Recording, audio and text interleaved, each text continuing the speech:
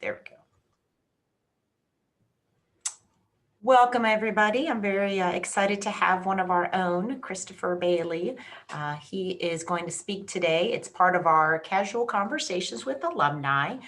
Mr. Bailey will be going through his presentation. He's got a lot of great information. And if you want to hang on to your questions, use the chat box or the Q&A box. We'll make sure they get answered. And then he also has some information about his company that he has sent to me. So if we don't get time to get to it today, we definitely will make sure we get that out to you if you're interested. So without further ado, Mr. Bailey, the floor is yours. Thank you, Linda. Great good to have the opportunity to talk with all you guys today. This is my first time doing this, so bear with me. I did graduate from UNC Charlotte back in 2012. I guess just some general background about me. I very early in my life, I decided I wanted to be an engineer, probably 6 or so, 7 years old, something in there. I don't know exactly anymore, but very early in my life, I decided I wanted to be an engineer, and particularly in the aerospace industry. I was inspired by space and seeing planes fly, even though I didn't actually fly in a plane until I was in college. So that's kind of interesting. So very early in my life, I decided that's kind of like where I was gonna focus my attention to. And just to give you some additional context, I do not have engineering parents. There was nothing in terms of my life that kind of propelled me in engineering. It was just something that I think very early in my life, I think we were in a class where they were like, oh, what do you want to be when you grow up? And obviously everyone comes up with the glorified answer, versus my brain works very practically a lot. So next thing you know, I'm trying to figure out some reasonable thing to do, and realized that a lot of my passions that I had, there was an actual job that does it. And so I very quickly started doing a lot of research and started doing a lot of planning in my life to kind of set myself up so I had the best opportunity to make those dreams come true. But obviously there's a lot of wrinkles, and my path wasn't straightforward and wasn't easy. I'm sure some of you find yourself struggling at times, through the process of getting to engineering school and then now in engineering school. And just to let you know, I've been there, I've done that, bought that t-shirt. So I definitely can commiserate with you guys on that. I actually had a learning disability, or I still do have learning disability, and actually grade school and stuff, I was actually in special ed classes for a while.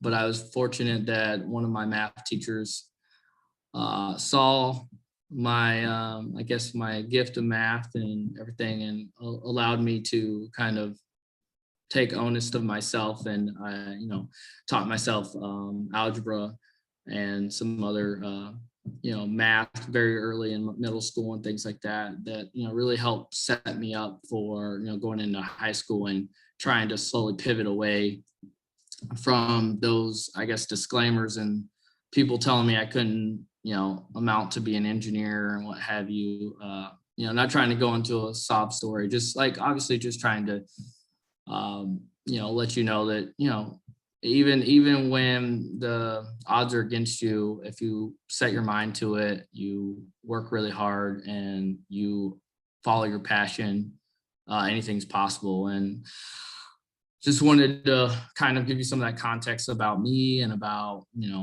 it's not always straightforward to get here. But, as long as you keep putting in the work, I guarantee you that it'll definitely be worthwhile. So let's see, is it not going to let me go next slide? There we go. So this is kind of my career path at like 1,000-foot view. Obviously, I've done a lot. various companies. I've gotten various degrees.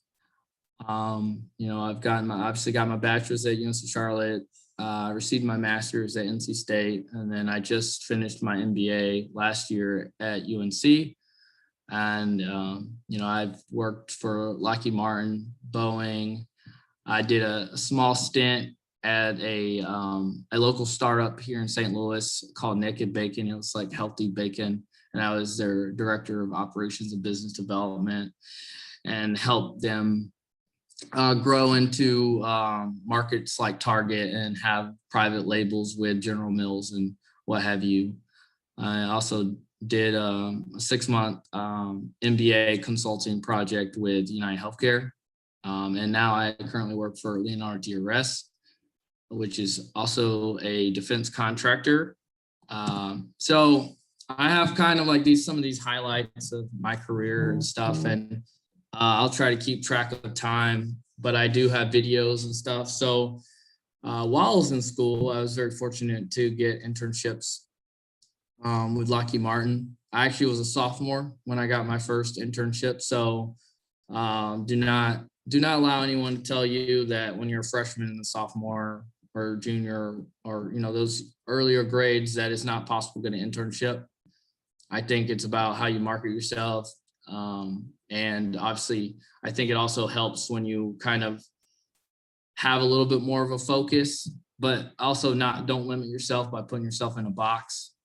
So the first assignment that I had was an optical precision mechanical designer. Designing was originally what I thought that I really wanted to do, and I slowly found out that it wasn't. So this was the MTAD system, which is on the front of the Apache. We can see a video real quick if you guys would like. It's not going to do that. Hold on one second. I don't know if it's going to work. I should just share my screen instead of just sorry, guys. I said I was a Zoom pro, but I lied. That's okay. That's just fine. All right, can you see the Yes, video? we can. All right.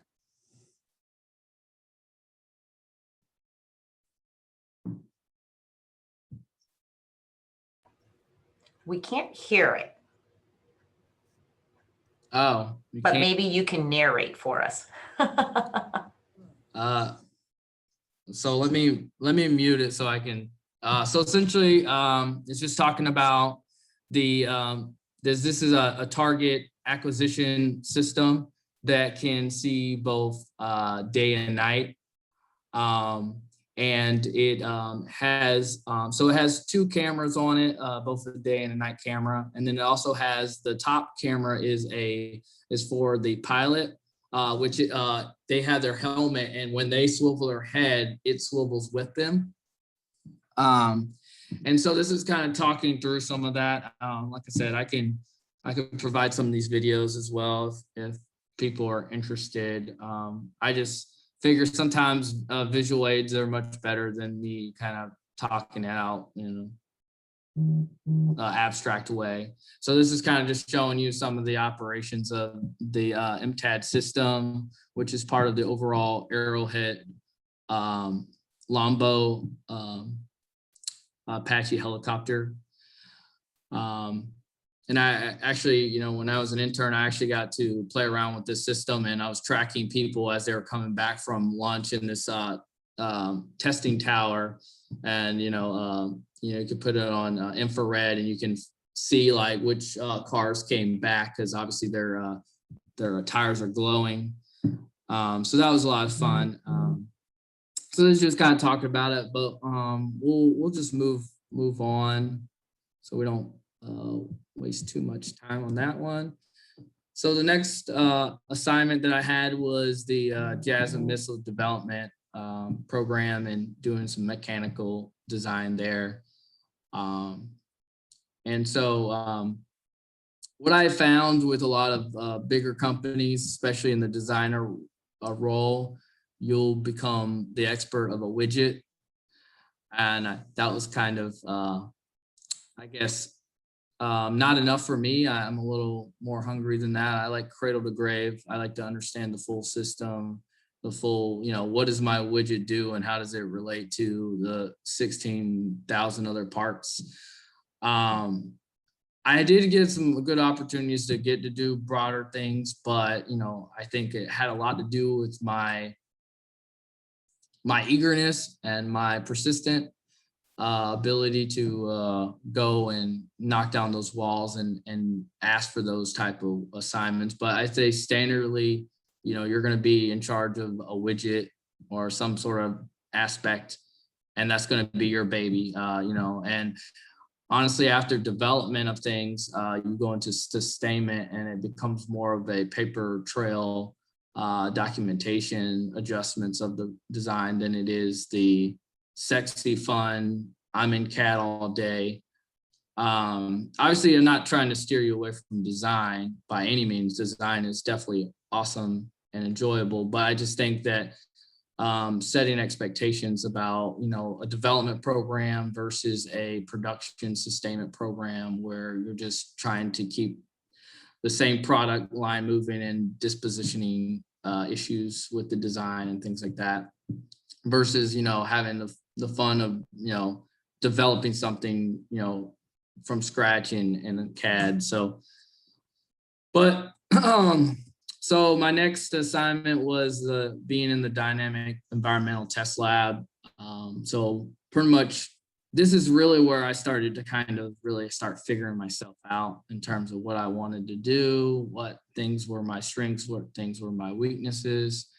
So essentially I was developing test fixtures and test setups for various programs. So a system engineer for a missile program or a fire control system or something would come and say, hey, we want to test this. And, they'll give you kind of how they want to like test it, but, utilizing a shaker table or, heating it up or something like that. There's a lot of that where you have to kind of make those decisions. And so I would develop these test setups and fixtures that would help support these tests and work alongside.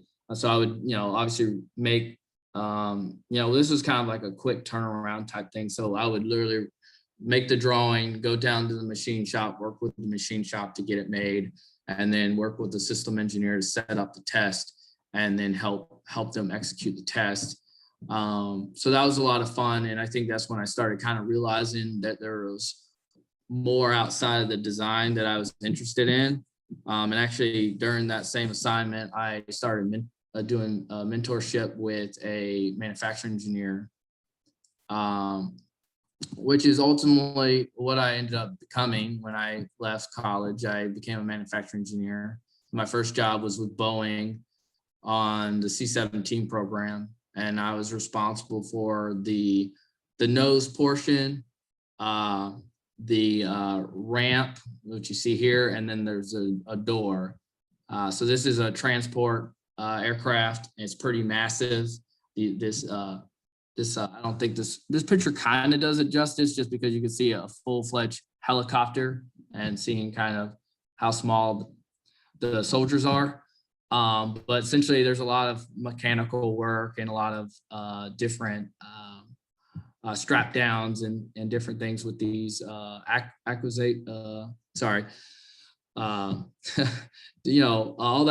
the different type of mechanical aspects of it, as well as I can't even say the word today, just ignore it.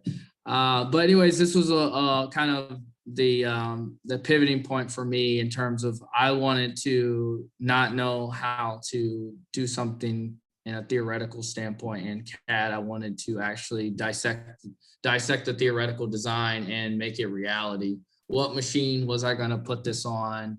What type of tooling? So like, a drill jig or, these type of things. How am I going to make this a reality? How am I going to see this thing through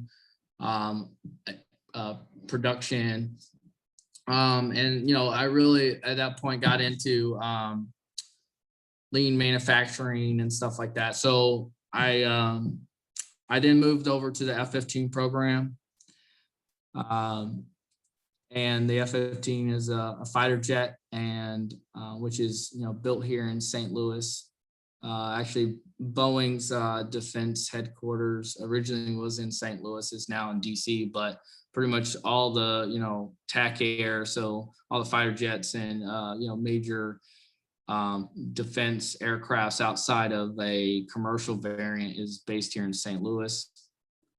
So I started out as a production manufacturing engineer supporting the line.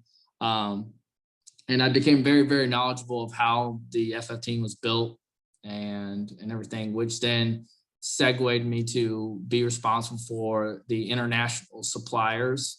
So we had supplier base in Korea, Israel, and Saudi Arabia.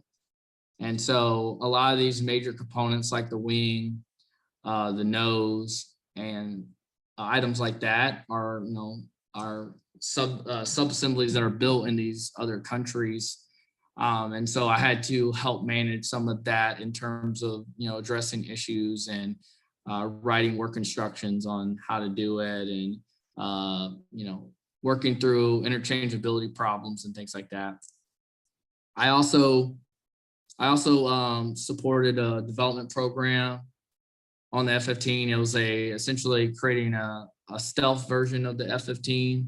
And right here, this is a conformal weapons bay. So essentially on this picture, you see that it doesn't have any of that. Essentially, this is the conformal fuel tank. So it's an additional bladder for fuel. And that's why the F-15 has such a great range. And essentially, we were replacing that to turn it into a weapons bay. So essentially, you can put all your weapons stowed so you can have a better stealth profile. And then I eventually got, like I said, I got really into lean manufacturing and looking for ways to cut costs and things like that. Got my green belt in Six Sigma and things like that. So then I got kind of unofficially promoted to the productivity and affordability lead for all St. Louis operations on the F-15 program. So, like I said, this is all like within, I think, the first 3 years of my career at Boeing. So like I said, I think as long as you keep showing your passion, your energy, and you do it at the best of your ability, I think a lot of opportunities can present themselves. So actually while I was on the F-15, I made a name for myself, got poached by the flight test organization, and became the one of the leads of the 787-10 flight test program. Actually, I was in charge of the complete mid-body integration of all the flight test equipment. Had to write all the instructions. I spent a stint in Seattle and learned how things were done because I was a defense guy, but we were doing this work in Charleston, which is a non-union site, and I was a non-union engineer, unlike Seattle. So essentially, we were doing commercial work. And so this was all very new. So I had to go up to Seattle and learn kind of how they do things. And this is actually the first program in Boeing history that was under cost and ahead of schedule. And from a new program perspective, President Trump came during the rollout of the first plane that we built. I was responsible for the first three that were going to get flight tested. I actually ended up on the news, if you see in one of the pictures. This picture down here below is me and another alum. We both came from UNC Charlotte, and she was based down in Charleston, and I was just there for the temporary assignment. And so we put up our pickaxes and took this picture. So I thought that would be very warranted for this audience. Pictures down here. This is a picture of a hot day tent that I had to, put together. Essentially, so we have all these equipment on these racks that are, pulling in all this data from, thousands of feet of wire to these different instrumentation components throughout the airplane. So we're getting measurements and things like that across the plane as we test it, so we can ensure that it's doing what it's supposed to do. And we went down to Yuma, Arizona, and essentially hot soaked the plane. It was like 120 degrees, and then we hot soaked it. So I think it got to like 130 or 40. So the problem is with that type of heat, electronics exhaust out heat themselves. And so these things overheat and then they stop working.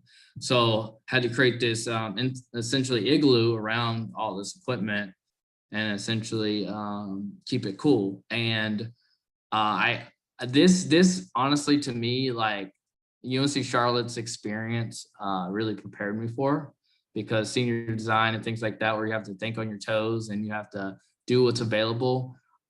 So, the system that we were using to pump cold air and then help exhaust out the hot wasn't operating correctly. And so we were having overheating. So we kept having these tests where we had to redo because we would lose drops of data. And so, I had to improvise and go to Home Depot and buy portable AC units and had to kind of concoct these exhaust tubes out the plane. And I felt like a lot of that kind of reminded me of when I was at University of Charlotte, having to think on my toes, and especially senior design and junior design. And I think if I wouldn't have that opportunity in college, I don't know if I would have been so poised in that moment, because essentially, time is money, especially when you're doing testing and you're at a facility and you're, renting space and things like that. The other thing is, we essentially simulate fires in the cabin, and essentially we exacerbate the system by doing emergency descents, which the plane system pumps pressure in and out of the cabin based on altitude.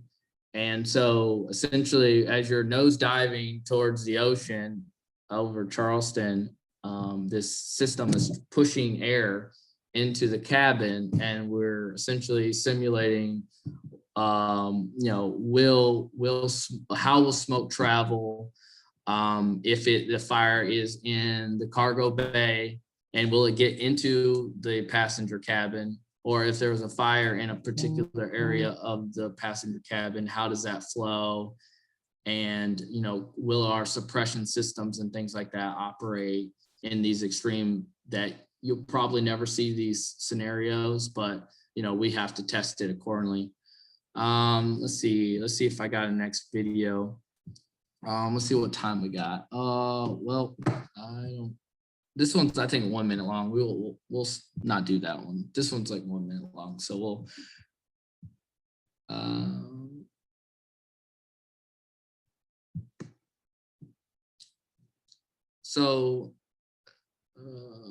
sorry.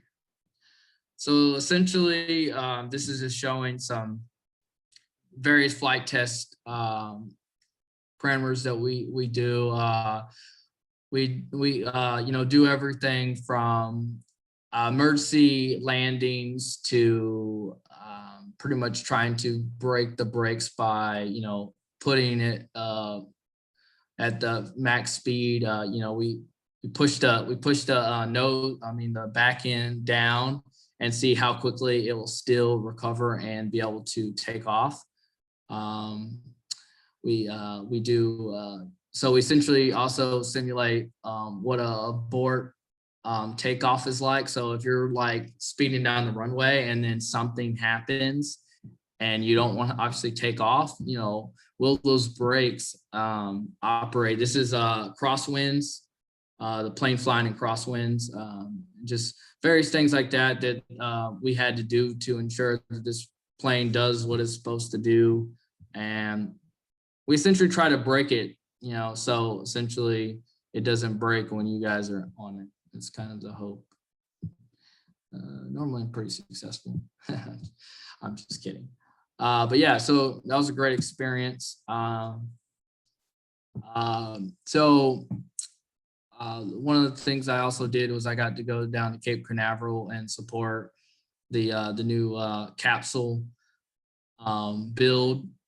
And this is kind of like my dream kind of thing, because I always wanted to do space and be involved in those type of new endeavors. And these products are what's going to transport the crew people to the International Space Station and stuff like that going forward. And since the space shuttle program is no longer, this is kind of a reuse, kind of similar kind of scenario to the space shuttle, but just capsule on top of a rocket. So this is what I currently do today. I support an Army program for counter unmanned aircraft systems. So it's kind of interesting. I spent almost all my career up to this point making things that fly, and now I shoot them out of the sky. Essentially, we are the vehicle and system integrator for this system. It's actually a two-part vehicle. It has an electric warfare a vehicle, and then we also have a kinetic defeat vehicle, which is what you see here. I do have some videos, so these are actually pretty cool. So this is actually from one of our tests that luckily was publicly released, because otherwise I couldn't show you.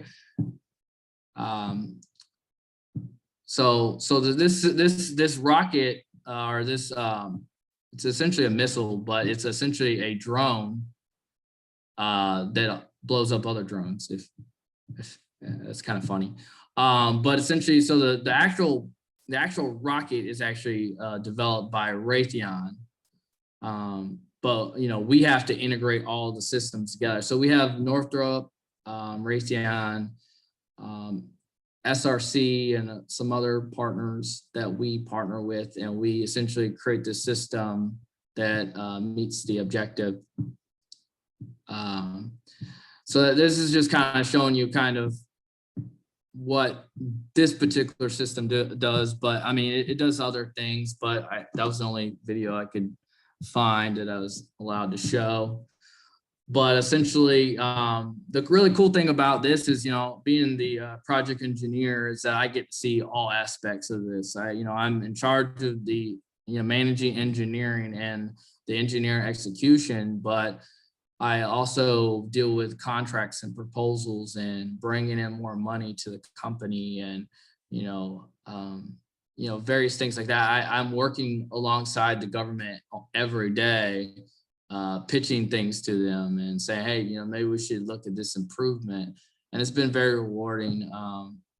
And also getting to see, I've gotten the privilege of developing a lot of engineers in this role, watching them grow from right out of college, and now seeing them as someone that I trust to take on, challenging projects and things. And so this program has been very rewarding to me. It's, probably outside the 787, it's probably the closest one to my heart. I guess I should have did this before, but I also have, I don't know if you can see this, but no, you probably can't. But I have these shells from one of the tests that we went to down in Huntsville. This is a 30 millimeter. We have a 30 millimeter gun, and then an M240 gun on that truck, and those are just some shells. The other thing I had the privilege to do while I was doing my MBA was I did a consulting gig with United Healthcare, And, I don't know anything about healthcare. And actually, I requested not to be on any healthcare project. I was hoping to do something technical. But what I found is that, consulting is another great avenue for engineers because consultants are problem solvers. They go into an industry or a company that they know nothing about, and they have to figure out a solution of a complex problem that a lot of times the company doesn't know how to solve because they've tried. And that's why you come in and you are there to fix it. And it's also challenging because you're the outsider. So you have to kind of think outside the box and how you're going to approach it. So this is another very rewarding thing that kind of helped me utilize a lot of skills that I learned in engineering school and throughout my career that then I was able to apply to something else.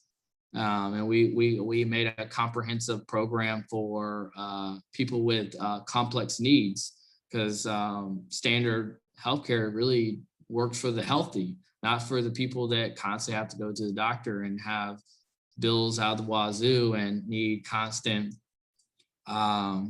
approvals for these procedures and things like that. So just another cool project. So one of the things that I wanted to take a quick moment to talk about is, service. So that's been a big thing in my life is, giving back, especially as an engineer. We're touted as the smartest, the brightest, people at times, and I feel like just like I'm doing here, this is a service, that I want to provide. UNC Charlotte, because they've given so much to me, my education, and helping me propel to where I am today.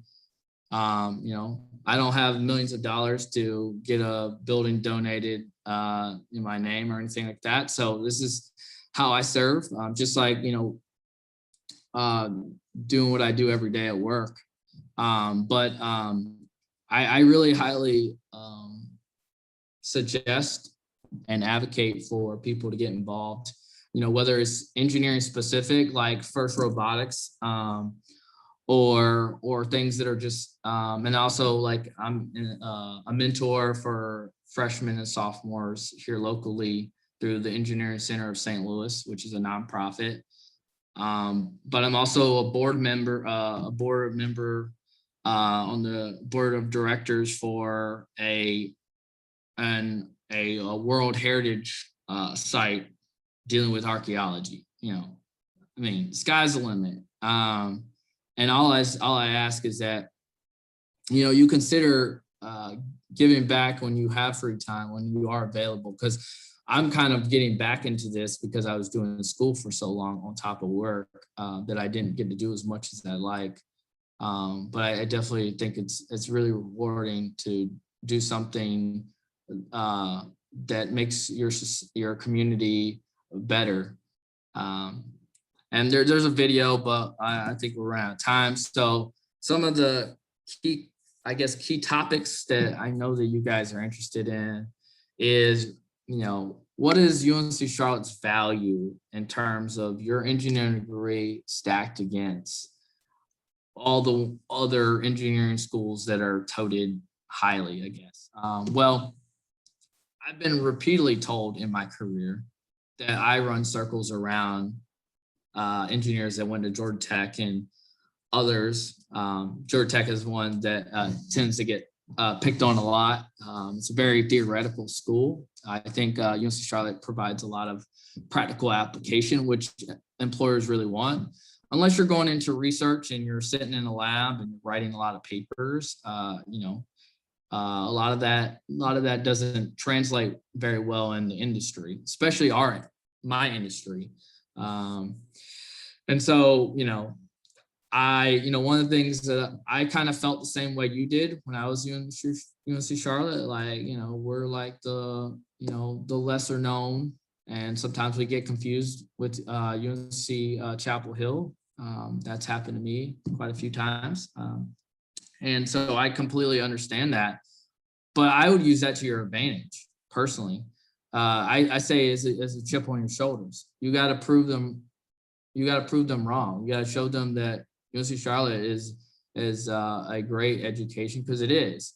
And I think the way we handle senior design is probably best in class, period. I mean, I deal with a lot of other universities through my employers and things like that, or I've interacted with them, and it is day and night. So, you know, use that chip on your shoulder to your advantage. You know, find a way to say, okay, well, if they went to Stanford or they went to MIT, what do I bring to the table? You know, and sometimes you have to be unconventional about the things that are going to set you apart, because until UNC Charlotte's name gets out further than the Charlotte region, it's going to be not as marketable as some of those other schools. But there's still ways that you could take that practical experience that you have and then apply it earlier and earlier in your engineering school career to show people on your resume that this is the offer value that I provide.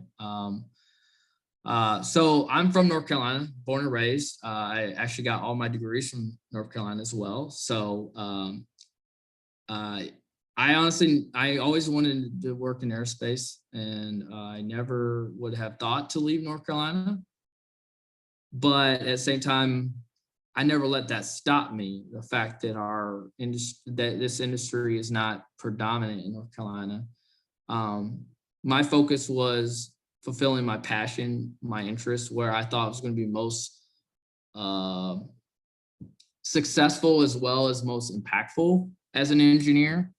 And so I didn't really care where that was. I was more focused on the job at hand. And so, you know, obviously that's a decision that each person has to make individually about, you know, whether the location, being close to family and things like that is more important, or, you know, pursuing your career and your dreams, which was mine. And, you know, all my family still lives in North Carolina. I'm the one black sheep that left, and, you know, and that's challenging at times. But at the same time, I think marketability of you leaving North Carolina is good, because you, like in the little picture, you stand out, because, you know, a lot of companies hire regionally and says, okay, but when your resume crosses someone's table, it's intriguing, because it's like, it's not this carbon copy of what they're accustomed to.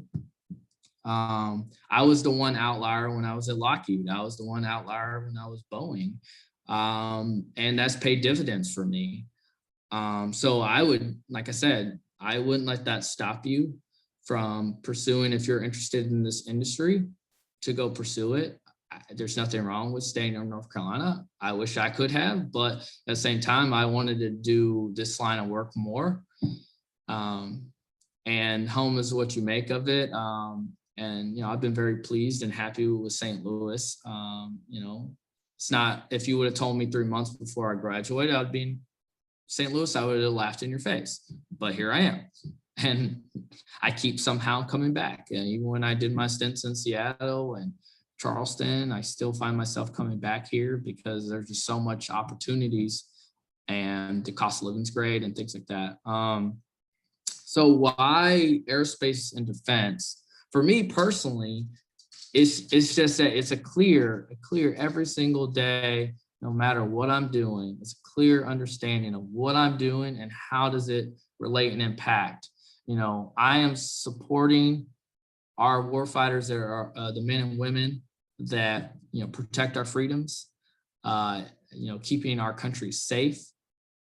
And to me, that's a higher calling than just myself. And so it's really easy for me to get entrenched in my job a lot, because I know what I'm doing. And even when those days they suck, and there's some days I'm like, I just want to quit, but it's, you know, within a few minutes, I'm back to saying, no, they don't quit on me. I'm not going to quit on them. And, you know, I don't have the stomach to serve and have a rifle in my hand, but what I do have is a brain and being an engineering degree or two. And this is how I serve. And then also, I think, you know, in terms of technology, step functions, the aerospace and defense industry is where a lot of those step functions happen. And so if you want to be on the cutting edge of technology, to me, this is the industry that makes the most sense. You know, you don't see huge step function changes in the car industry. Not saying the car industry is not great. I'm just saying that, like, if you're one that's like, hey, I don't want to do it just like everyone's done it the last 10 years. I want to do something different.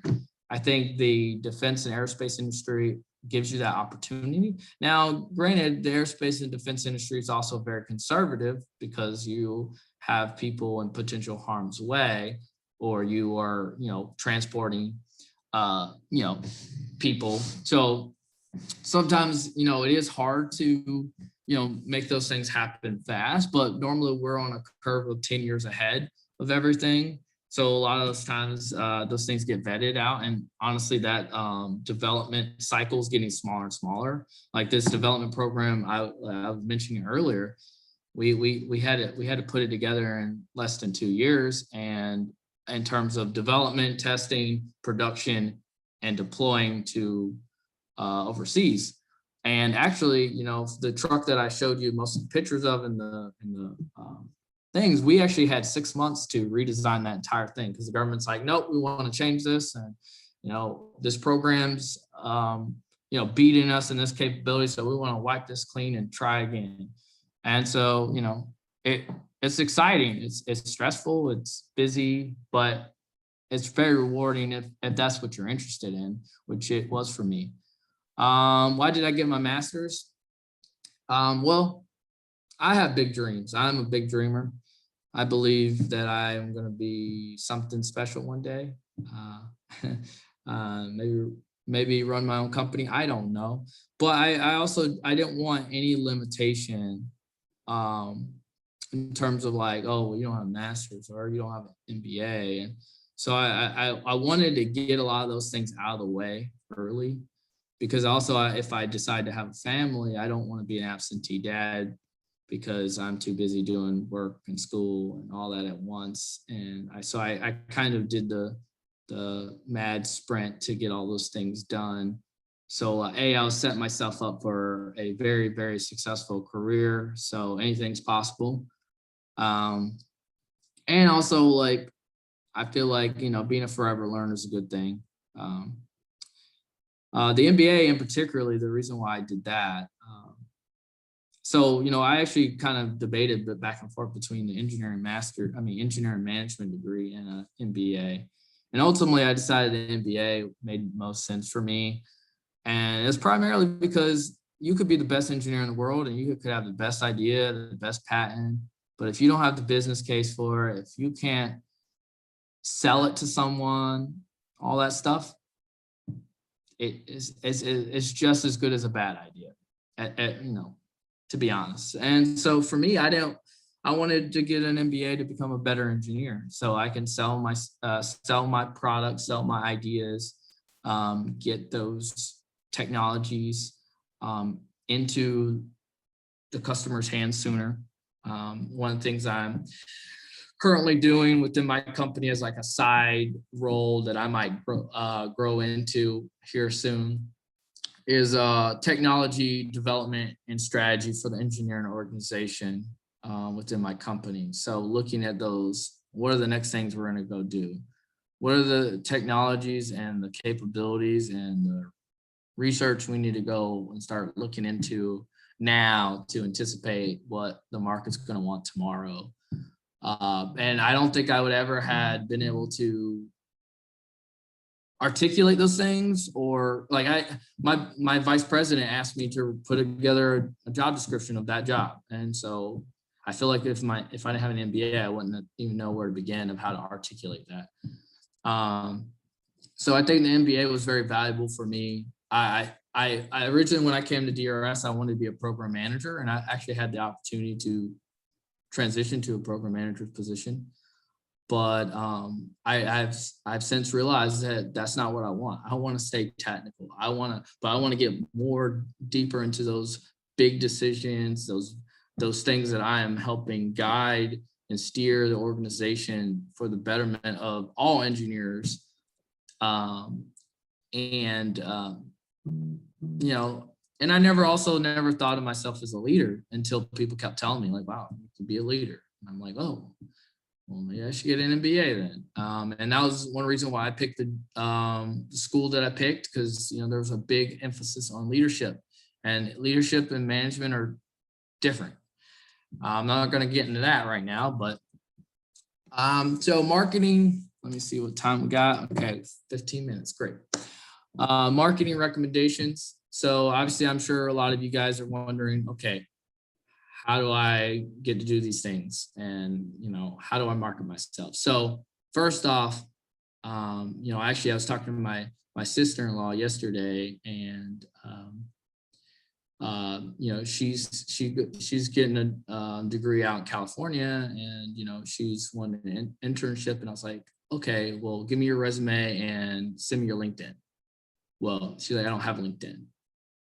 You know, you got to have a LinkedIn. You know, even though you don't have a lot to add right now, have a LinkedIn, have it ready, because recruiters more and more are utilizing that to find people.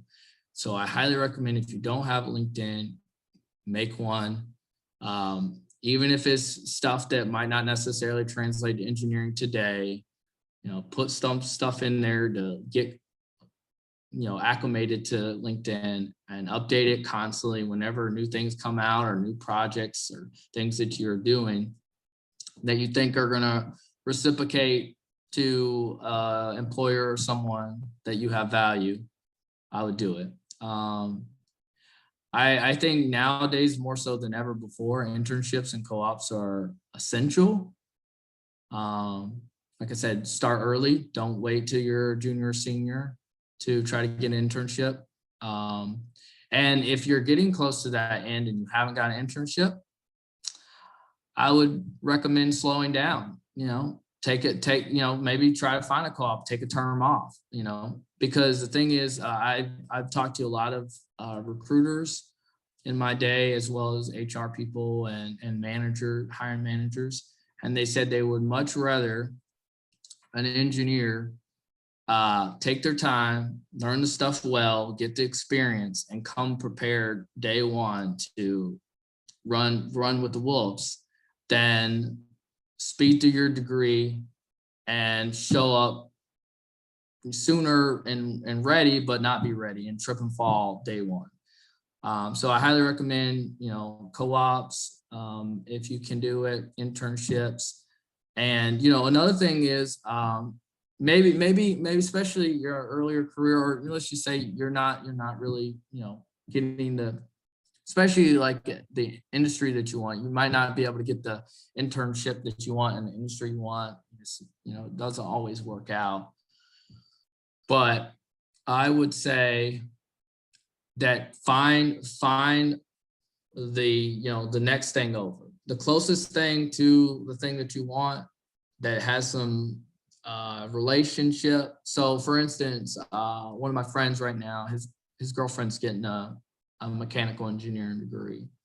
And, you know, she's like, I hate my job at Starbucks. And, you know, it's like, well, maybe you should consider trying to apply for a part-time job in a job shop where you're, you know, building things, or you're making cables or something with your hands, because those people tend to be more knowledgeable than engineers a lot of times. And so it's a good asset to have, even though your title's not engineer, that experience that you have does translate.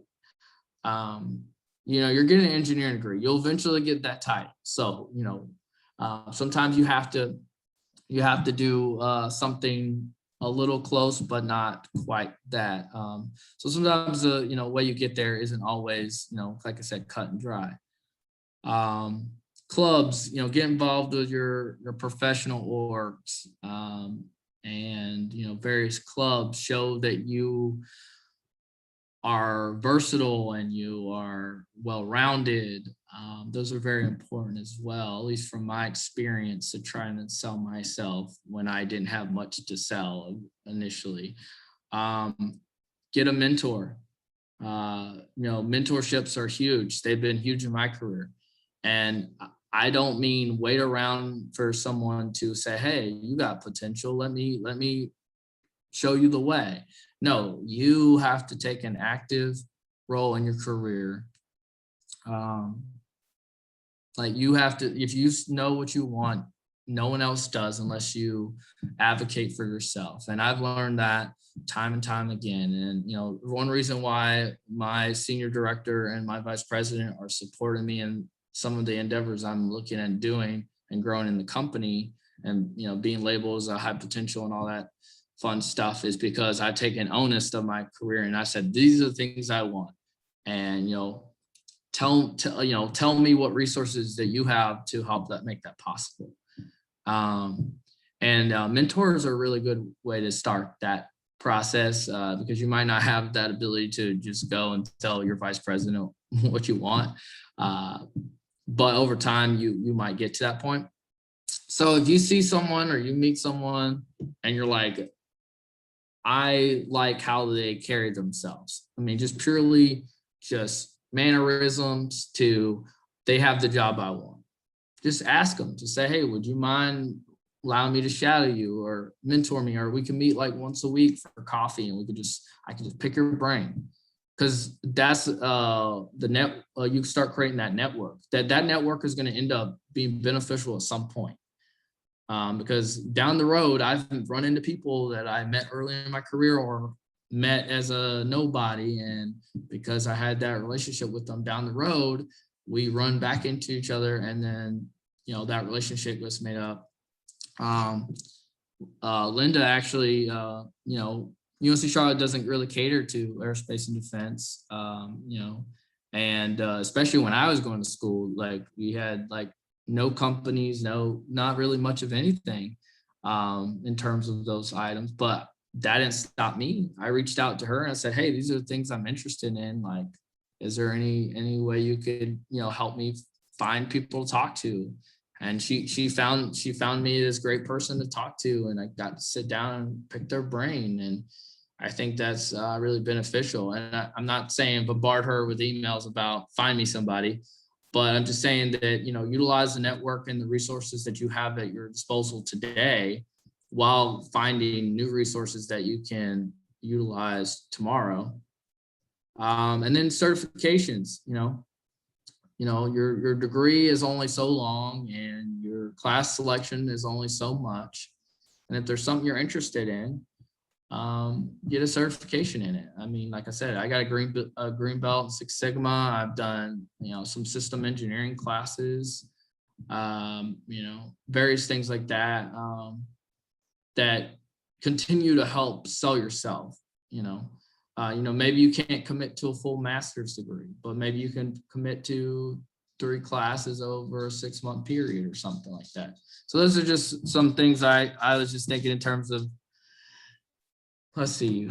All right, I got 7 minutes. So real quick, so back, relationships are important.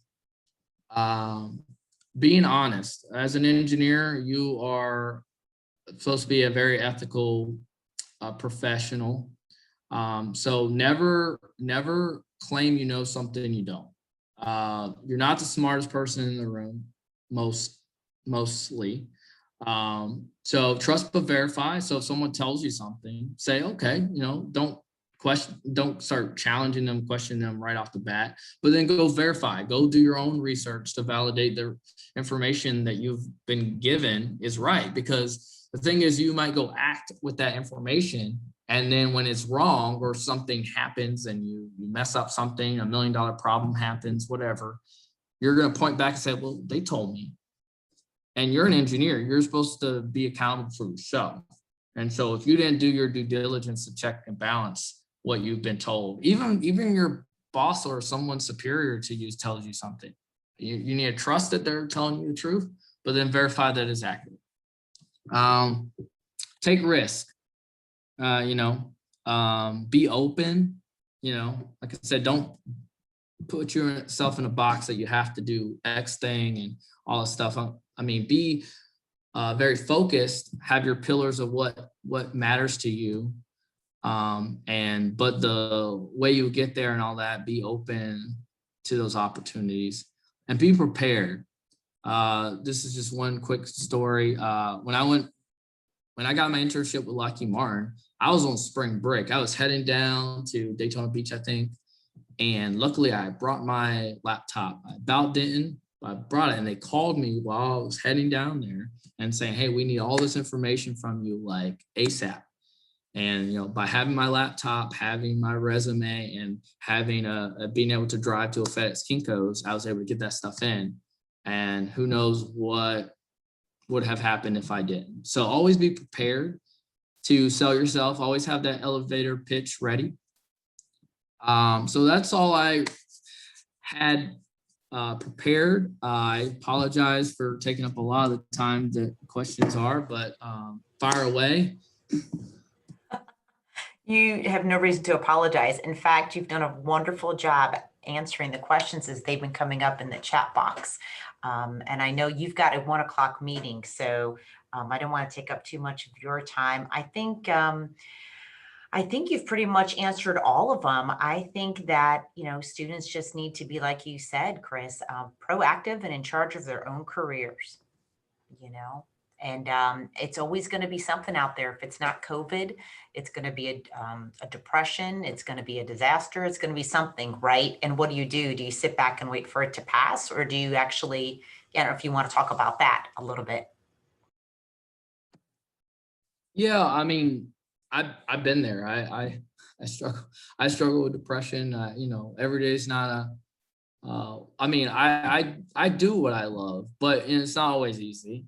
I think being able to get back up and continue to drive yourself forward, not taking no for an answer, or if someone tells you no, go through the window kind of thing. Be creative and think outside the box of how you're going to get to that end result. No one's going to do it for you. Obviously there's people along the way that will assist you, like Linda or people like myself that will, encourage you and motivate you. But ultimately, like, you have to take initiative. I'm not going to write your resume for you. I'm not going to put it in the mailbox for you. I might advocate for you or point you in a direction. It's the same thing with Linda, but at the end of the day, you have to be honest with your career and show that you know what you want. Because I think most employers, when you go into an interview and you show that confidence, you're like, I know what I want, and this is how I believe. And even if there's areas that you're like, I'm not strong in this, be candid about that. Like, I understand my limitations. I think that's one thing that I learned very quickly, is that being open and okay with knowing that you're not the expert of everything. And not pretending that, but like being able to do that reflection and saying, hey, I'm not strong here, but I want to be, and you have that desire to be. Most professionals in the industry would much rather have someone that knows where their boundaries are and know where their struggles are, because they don't want you to go into that fire thinking what such and such, because they're going to hold you accountable, saying, hey, you said you knew, but you didn't. And that's not going to fly, because the thing is, once you're in the industry, there's not all the safety nets and all the different things that, engineering school may provide you right now. It's your real deal, especially in this industry where, people's lives could be impacted by it. So, I think, especially in an interview, like, don't pretend that you had experience in something. I've met so many people that have done that, got the job, and then crashed and burned and destroyed their career. So don't do that. Be very open and say, hey, I haven't had the opportunity to learn about circuit boards, but I'm really interested in it. And these are the things that I want to learn about. Don't just be open, just like, yeah, I'll do whatever.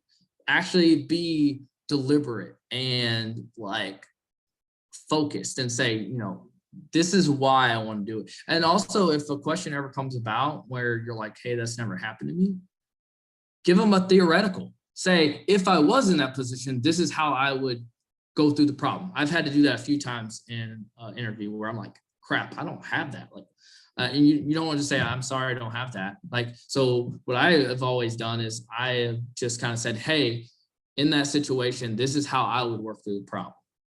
Because then it shows how your brain is working, how you're able to, despite not having, I've been in so many things, I didn't know anything about optics. It forced me to then go back to school and say, I need to go learn optics. And, I ended up doing research in optics, but, I was expected to know optics right off the bat, and I didn't know, but I was willing to work through that and ask the right questions to people that did know. And I think that's really important. And I would argue that's the same thing with school too, is that if you're not understanding something, don't go to your teacher and say, I don't know, show me. Like, you have to go to your professor and say, hey, I didn't quite understand this, that, and other. And the thing, can you walk me through that again? And I would say 99% of the time, they're going to be more than willing to show you and help you. They just don't want to do the homework for you, because in a test, they're not there pin writing for you. You are. So, those are the things that I would say are, tried and true and have repeated themselves over and over again in my career, even outside of college. Awesome. Awesome. Well, thank you, Chris. Let's thank Mr. Bailey for his time today. He has to run off to another meeting, so I'm going to go ahead and stop recording. But